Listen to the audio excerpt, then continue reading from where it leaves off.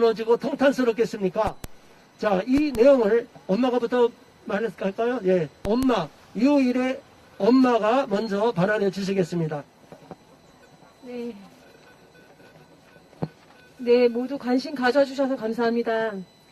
또 모든 부모님들이 겪을 일이고 이것은 제 아이뿐만 아니라 아이를 가진 모든 부모님들이 겪을 수 있는 일이기 때문에 저희가 이 자리에 섰습니다.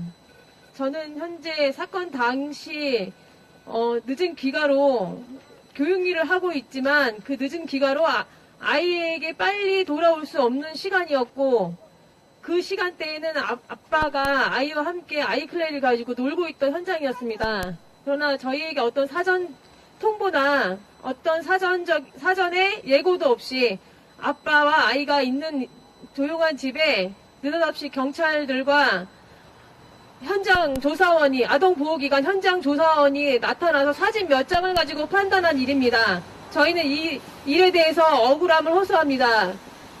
그 사건의 정황은 편파적인 것이었으며 저희의 어떤 정황이나 이유도 없이 그 환경, 그 당시에 나름대로 해석할 수 있는 그 환경 사진 몇 장만 찍고 아이를 건강상의 이유가 있다고 오명을 씌우고 사건의 정황도 제대로 판단하지 않고 일사천리로 아이를 강제로 납치한 사건입니다. 이에 억울함을 호소합니다. 네. 아이들이 현장 위탁기관인 지자체의 위탁기관인 위탁보호소에서 잘 지내고 있는지조차도 확인이 안 되는 사건이 많은 것으로 알고 있습니다. 저희 아이가 그곳에 끌려가리라고는 상상도 하지 못했고 지금 현재 의정부 일시보호소에서 강제 구금된 채 아이와 강제 분리되어 있고 저희는 이유도 영문도 모른 채 2개월 아이에게 접근 금지 그리고 아이에게 접근을 할 경우에 2천만 원 이상의 벌금을 낼 수 있다는 통보문까지 받게 되었습니다. 부모와 생일한 것도 억울한데 이런 강제 조치를 취한 것 그리고 그거에 대한 당사자들이 담당 형사님과 현장 감독원이 조사원이 그거에 대한 어떤 뚜렷한 해명도 없이 정인이법 하나로 우리를 오명을 씌우고 아무런 신체적인 학대나 아무런 정신적인 충격이나 건강상의 이유도 없는데 아이를 강제로 납치한 것에 대해서 억울함을 호소하고 이 처벌을 요구합니다.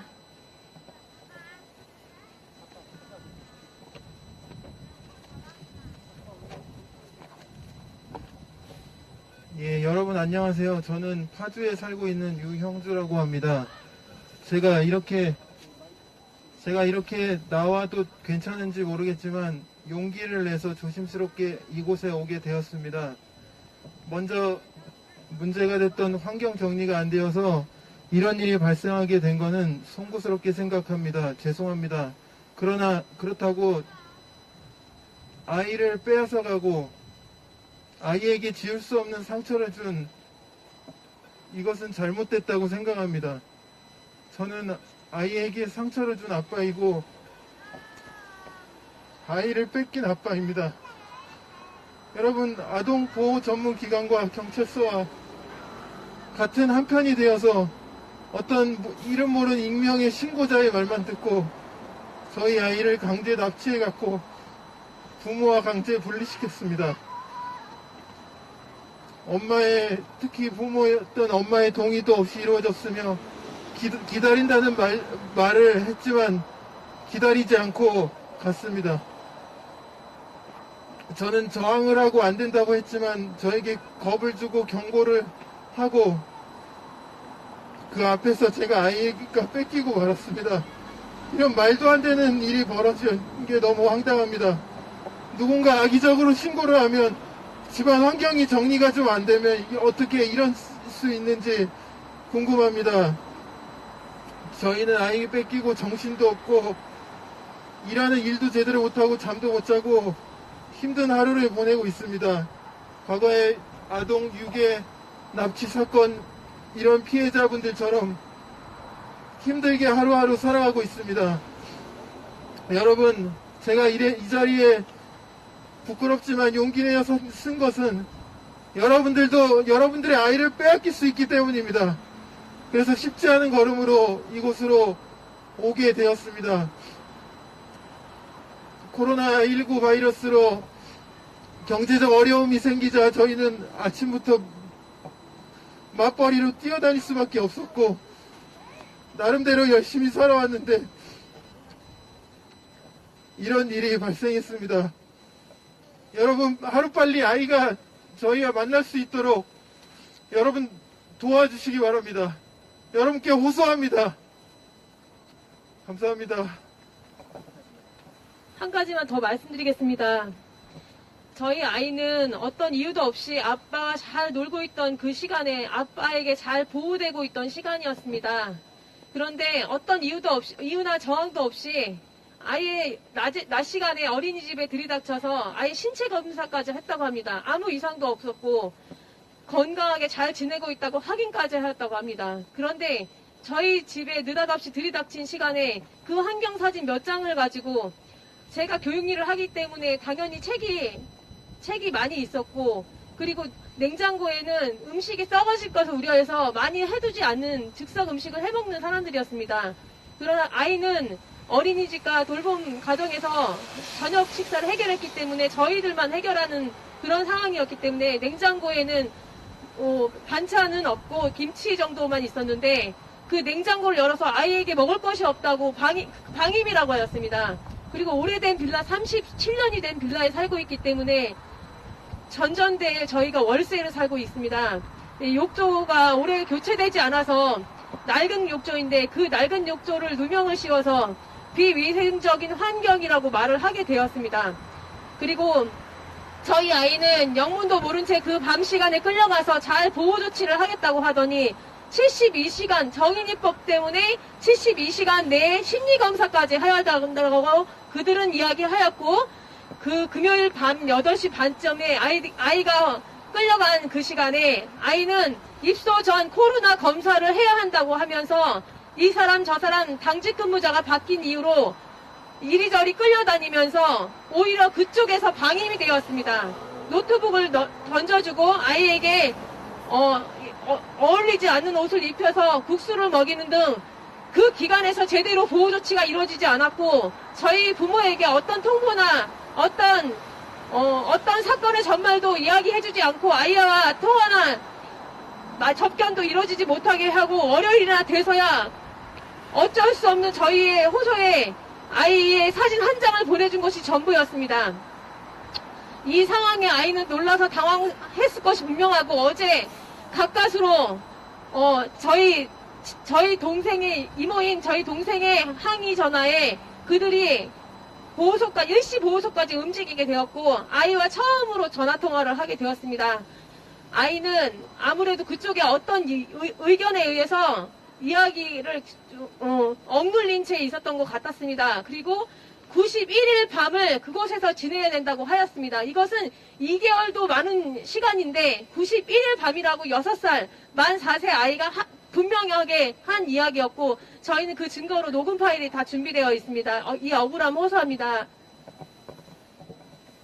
네, 사실은 이 이야기를 들으면서 저는 참 분노했습니다. 우리 대한민국이 공산국가로 바뀌어가는 건지 어떤 사건이 벌어지면 일시적으로 여론이 움직이면 그 한 문제를 확대시켜갖고 또 다른 피해자가 발생할 수 있는데 아무렇게나 막 법을 만듭니다.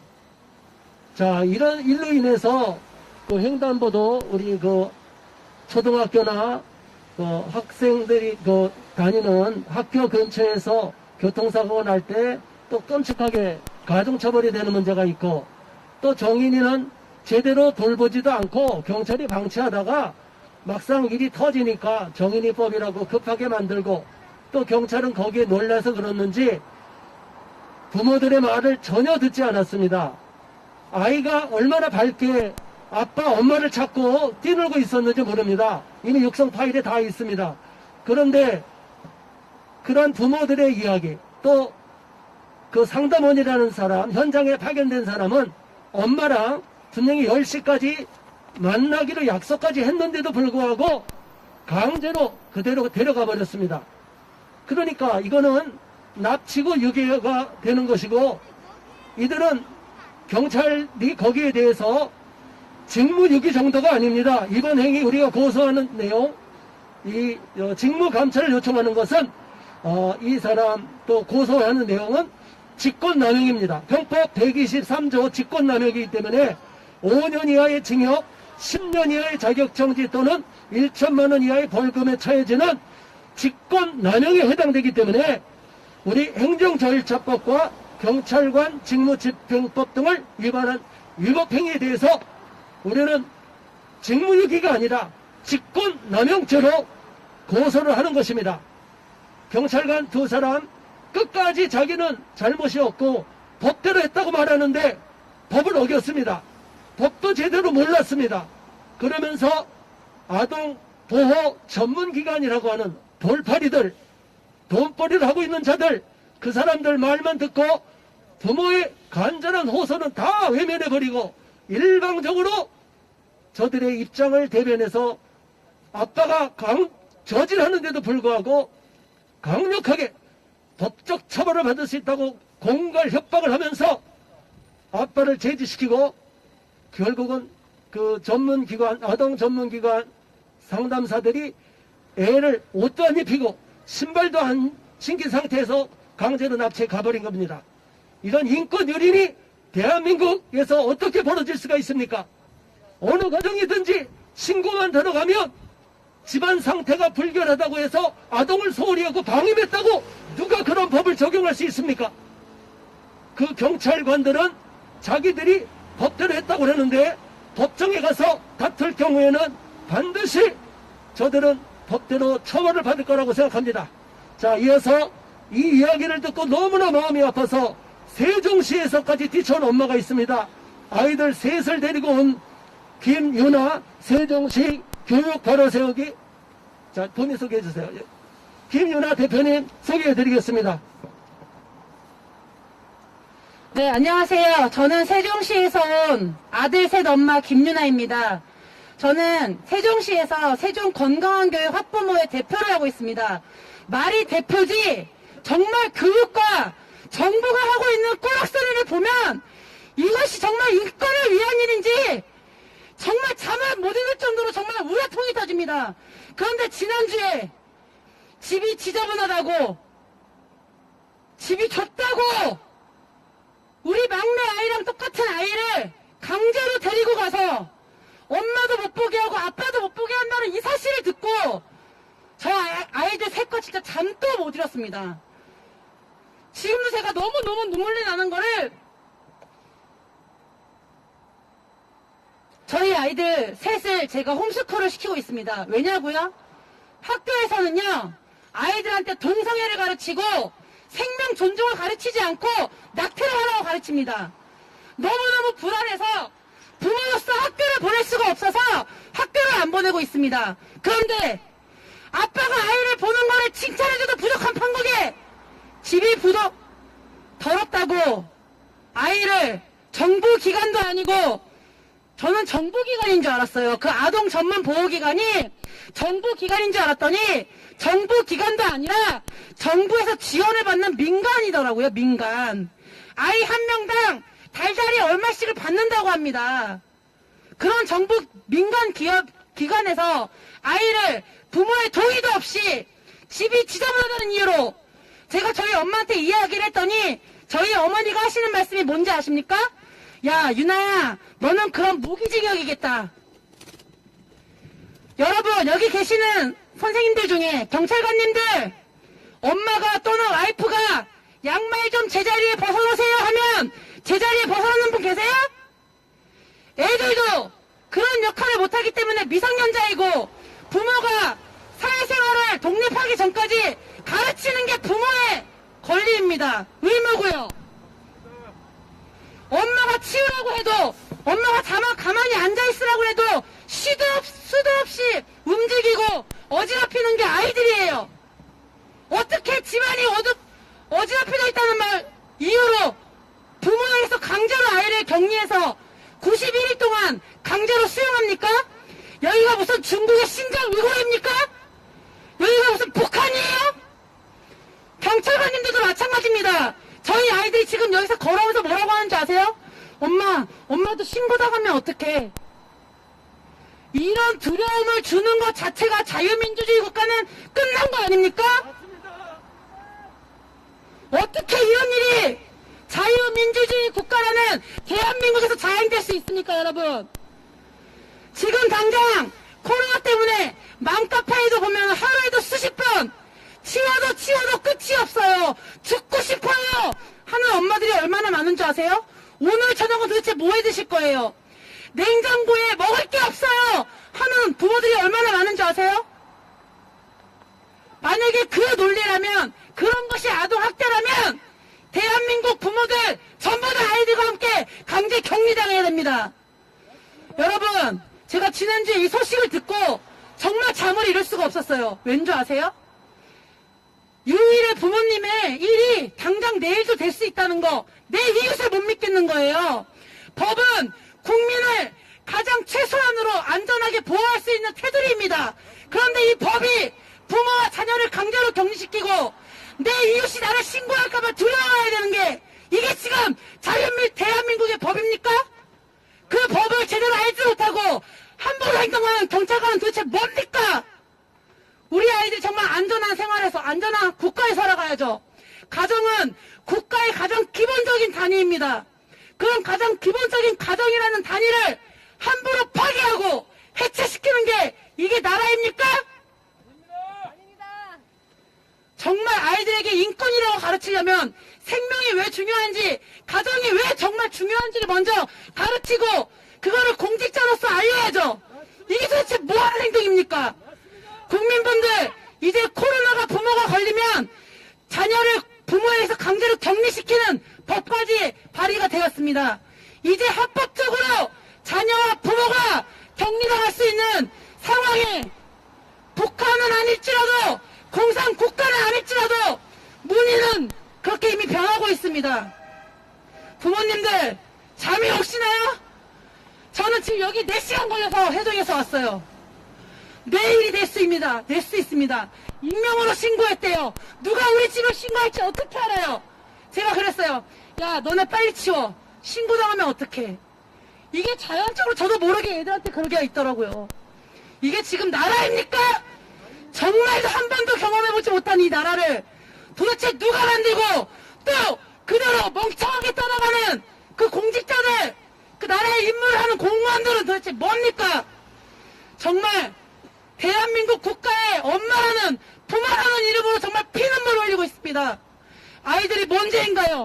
이래가 무슨 죄가 있어서 이 말도 못하는 6살짜리, 아직도 자기 마음을 논리적으로 표현도 못하는 아이가 전화로 엄마 91일 동안 있으래요. 이게 말이 됩니까? 정말 어제도 또 사건이 있었죠. 인천에서 장애인과 어린아이들을 쿠션으로 막 때리고 조선족이 애를 트렁크에 담아갖고 밟아서 죽이는데도 그 애들도 제대로 보호도 못하면서 왜 멀쩡히 살고 있는 아이들을 격리시킵니까? 정말 억장이 무너집니다. 제발 경찰분들도 법 테두리 안에서 진행된다고 하지만 정말 이것이 비과학적이고 비논리적이고 비상식적이라면 소리를 내주세요. 목줄이 달려있으면 내가 가난하는 그 사람들, 국민들도 목줄 달려있습니다. 맞습니다. 가정을 해체하지 마십시오. 가정을 지켜주십시오. 부탁드립니다. 감사합니다.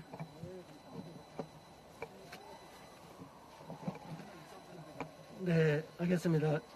아빠가 또 하나 잊어먹은 게 있다니까 한 번 더 추가 발언하겠습니다.